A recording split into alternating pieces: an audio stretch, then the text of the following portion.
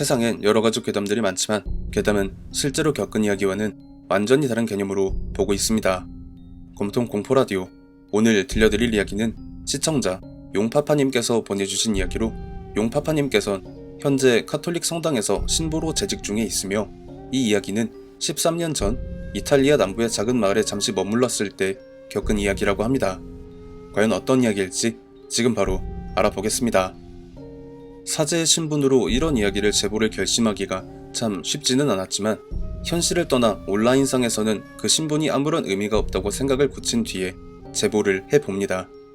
13년 전 바티칸에 일이 있어 다녀온 뒤 바로 인천공항으로 출발을 하려고 했지만 당시 이탈리아 북부와 중부에 걸쳐 태풍이 강하게 온 상황이었던 터라 당장 출발은 어려웠고, 현지의 신부님의 추천으로 이탈리아 남부지방인 캄파니아의 작은 마을에서 태풍이 잠잠해질 때까지 머물기로 결정을 했습니다. 이탈리아 남부는 전통적으로 가난한 동네이기 때문에 유명한 항구 도시들 몇몇을 제외하면 거의 대부분이 시골 동네의 모습을 하고 있는데요. 평범한 시골 마을 정도로밖에 보이지 않아도 그 역사가 대부분 수백 년 이상 존속해온 곳들이 많기 때문에 상당히 고풍스러운 분위기를 자아내는 곳이 많습니다. 제가 신세를 졌던 마을 역시 그런 곳 중 하나에 해당했고요. 특이한 건 그 마을의 중심지에 굉장히 오래된 거대한 고목나무가 있었습니다. 마을 주민들의 말에 따르면 7세기 후반에 로마 황제가 교황에게 가기 전에 남부의 도시들을 순행을 하다가 풍랑을 맞아 잠시 이 마을에 들렸었고, 마을의 주민들의 환대에 감동한 황제가 환관에게 주문을 하여 나무를 하나 심었는데 그게 바로 그 나무라는 것이었죠. 문제는 1400년 동안 자리를 지켜온 그 고목나무를 마을 주민들이 꺼려한다는 것이었습니다. 외부인의 시선으로 볼 땐 한없이 고풍스럽고 멋있어 보이는 마을의 랜드마크로 보이지만 대대로 그 마을에 살아온 주민들의 눈엔 그저 마을의 애군을 손에 쥔 채 마을을 지배하고 있는 그런 존재로 여기고 있었다는 것이었죠. 그래서 마을의 촌장님께서 저에게 저 나무엔 절대 가까이 가지 말 것과 특히 밤에는 절대 쳐다도 봐서는 안 된다라며 신신당부를 하셨고요. 물론 저는 타인의 눈엔 어떨지 몰라도 신을 섬기며 그분의 말씀을 대리하는 사람이기에 크게 두려워하거나 그들의 말을 맹신하진 않았습니다. 마을에 머문 지 사흘 정도 지났을 때 동료 사제로부터 연락을 받기를 태풍이 잠잠해지고 있으니 당장 내일이라도 귀국을 할 수 있을 것 같다는 말이었고, 저는 이제 그 마을에서 마지막 밤을 보내게 됐죠. 그런데 이상하게도 그날은 잠을 이루지 못하겠더라고요. 그래서 숙소 밖으로 나와 불빛이 드문드문 띄고 있는 마을의 어귀를 돌며 마음을 진정시키고 있었는데 어디서 은은한 노랫소리가 들려왔습니다. 변성기가 오지 않은 맑고 청아한 소년의 목소리로 들리는 그 노랫소리는 잠을 이루지 못하고 지쳐있는 제 자신을 위로하는 듯한 느낌마저 들 정도였기에 마을 촌장님의 당부를 무시하고 그 고목나무로 향했죠. 그리고 그 나무로 점점 가까워져 갈수록 저는 제 귀를 의심하고 또 의심해야만 했습니다. 노랫소리가 들려오는 고목나무의 근처엔 사람의 그림자조차도 보이지 않는데도 그 노랫소리가 끊임없이 마치 반복재생이라도 해놓은 마냥 들려오는데, 멀리서 희미하게 들릴 땐 마음이 치유되는 느낌을 받았었던 그 노래는 현재는 이탈리아에서 쓰지 않는, 못해도 중세에나 사용했었던 라틴어로 흘러나오고 있었으며, 그 가사를 있는 그대로 해석을 해드리면 원통한 이들의 피가 바닥에 뿌려져 그 피를 양분 삼아 자라난 나무는 이제 스스로의 자아를 가지고 있네. 누가 나를 이곳에 심었나? 누가 나를 여기에 던져 놓았나? 움직이고픈데 움직일 수 없으니 원통하고 또 원통해.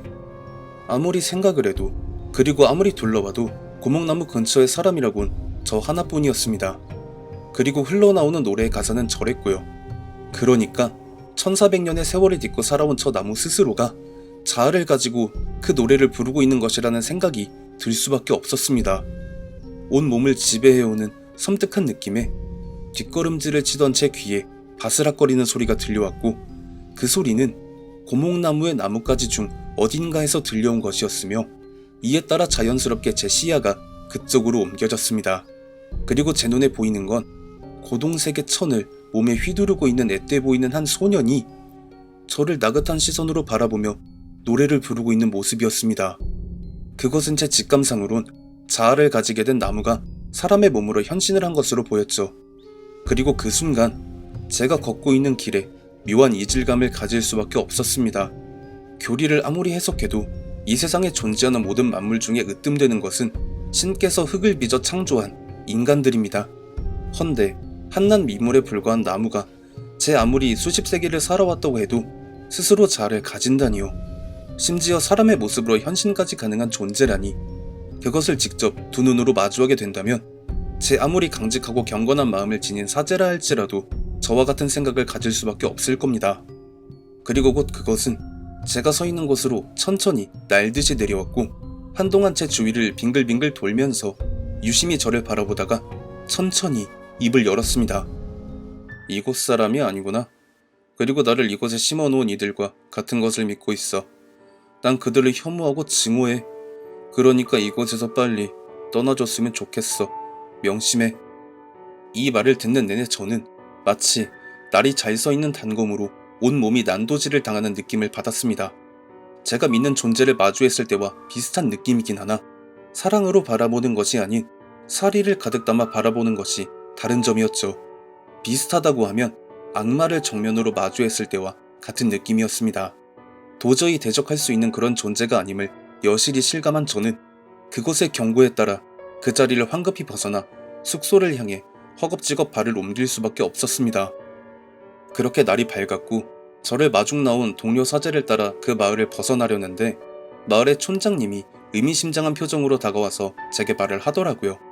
결국 그것을 보고 말았다고요. 그러면서 만약 그 어딜 가더라도 그 존재를 마주한 것을 절대 발설하거나 알려서는 안 되며 만약 이를 어길 시 그의 화살이 제 심장을 벌할 것이라는 섬뜩한 경고를 남겼습니다. 저는 귀국을 한 뒤로도 한 달여간을 꿈에서나 환상으로 마주하면서 괴로운 시간을 보내야 했습니다. 그것의 존재는 끊임없이 제 신앙을 쥐고 뿌리채 흔들며 저 스스로를 붕괴시키려 들었거든요. 그리고 한 가지 아직도 잊혀지지 않는 건 그 나무의 존재가 띄고 있던 짙고 푸른색의 눈동자를 제가 마을을 떠날 때 섬뜩하게 경고를 했던 마을 촌장님의 눈에서도 똑같이 확인할 수 있었습니다. 분명 제가 촌장님을 처음 봤을 때 봤던 눈동자는 그것이 아니었거든요. 과연 어떻게 된 영문일까요? 확인하고 싶지만 그 기분 나쁜 곳은 다시 가고 싶지 않습니다. 1400년을 살아온 고목나무가 스스로의 자아를 만들고 사람의 모습으로 현신을 한다. 우리나라 고전 민담에도 이런 류의 이야기들이 종종 있기도 하죠.